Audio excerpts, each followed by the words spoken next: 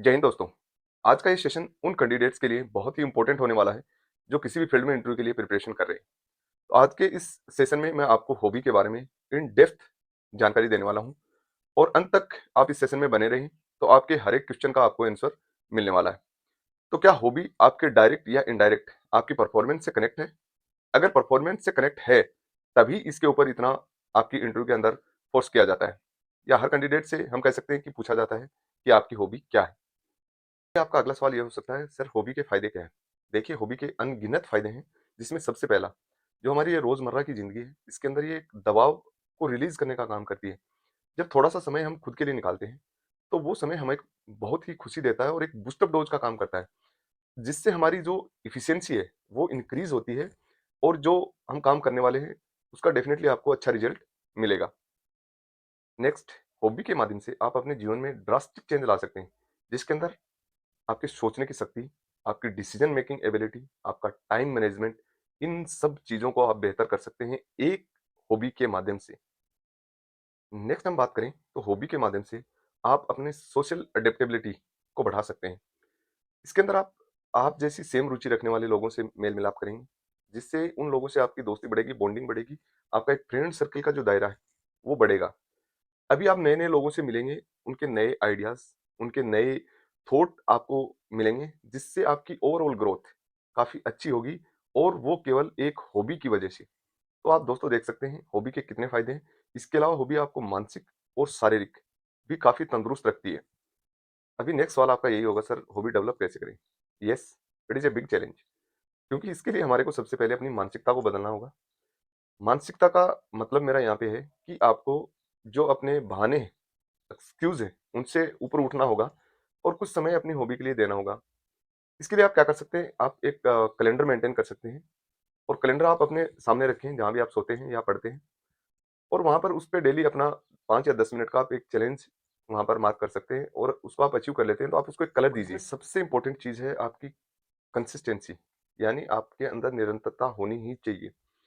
अभी इस निरंतरता को मेंटेन करने के लिए आप क्या कर सकते हैं, जो आप जैसी रुचि रखने वाले लोग हैं, आप उनका एक व्हाट्सएप ग्रुप बना सकते हैं, जिसके अंदर आप डेली आपने जो चैलेंज पूरा किया है, उसको आप शेयर कर सकते हैं, या उनके चैलेंजेज़ जो उन्होंने पूरा किया है, उनको आप एप्रिशिएट कर सकते हैं। इस प्रकार से क्या आप लोगों की आपस में जो बॉन्डिंग बढ़ेगी और आपको अपने चैलेंजेज़ को पूरा करने के बाद जो खुशी मिलेगी, जिससे आपकी मेंटल हेल्थ भी अच्छी होगी। अभी आपका एक सवाल होना चाहिए, sir as a student, as a competitive exam candidate मुझे किस प्रकार की हॉबी पे काम करना चाहिए? तो बच्चों, मैं आपको वो हॉबी रिकमेंड करूँगा, जो आपके मानसिक विकास में मददगार साबित हो। उसके अंदर आप ले सकते हैं पढ़ना।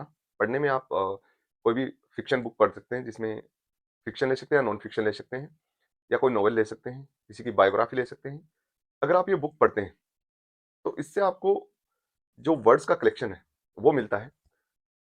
इससे आपके सोचने का तरीका और लोगों के सामने खुद को एक्सप्रेस करने का जो तरीका है, उसमें काफ़ी अंतर आपको देखने में मिलेगा। और ये आपको जब आप इंटरव्यू में जाएँगे, तब आपको बाकी बच्चों से अलग करता है।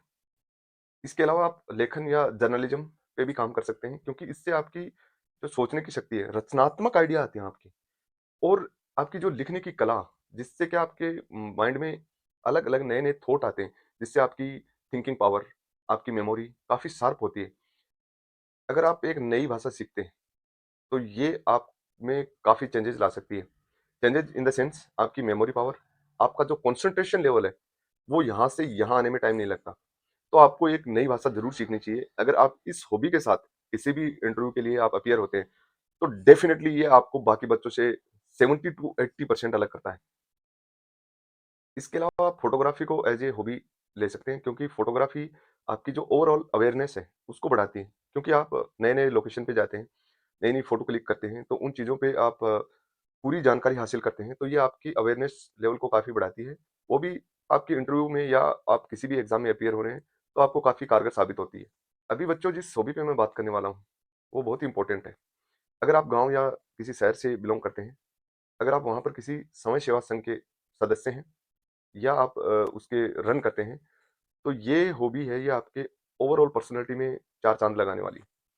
क्योंकि आपके अंदर जो लीडर की क्वालिटी है, जो आप में इनिशिएटिव लेने की जो क्षमता है, वो ऑलरेडी डेवलप हो चुकी है। तो आप जिस भी ऑर्गेनाइज़ेशन में जाने वाले हैं, तो आप पहले से खुद पे आधा काम करके आ चुके हैं। इसके आगे ऑर्गेनाइजेशन को थोड़ा आपके ऊपर काम करना होगा और एक बेटर लीडर आपसे वो निकाल सकते हैं।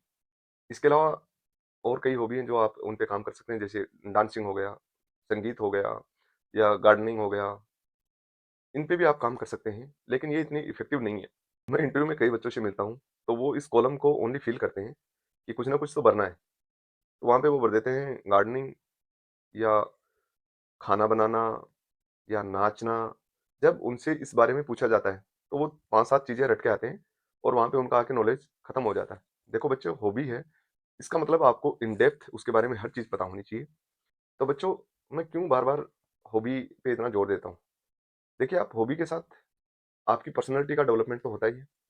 साथ में आपकी सोचने की शक्ति, आपका नज़रिया, आपका कंसंट्रेशन लेवल बाकी बच्चों से काफ़ी डिफरेंट हो जाता है। और यही एक बोर्ड या ऑर्गेनाइज़ेशन को चाहिए कि जो बच्चा उनके पास आ रहा है, वो पहले से ही फिज़िकली, मेंटली फिट होना चाहिए। आजकल हमने देखा कि बच्चे फिज़िकली फिट हैं बट मेंटली अनस्टेबल हैं। इसके पीछे जो वजह है वो आप सभी जानते हैं, क्योंकि हम आजकल हॉबी या खेल-कूद पे काम करते नहीं हैं। हम एक कमरे के अंदर मोबाइल लेकर बैठते हैं, उसी के अंदर पूरी दुनिया हम समेट के रखते हैं। तो आपको अपनी हॉबी पे काम करना चाहिए। आप सभी को धन्यवाद अंत तक वीडियो में मेरे साथ बने रहने के लिए, और मैं ऐसे ही नए-नए वीडियो आपके लिए लाता रहूँगा। Thank you. जय हिंद। Stay blessed.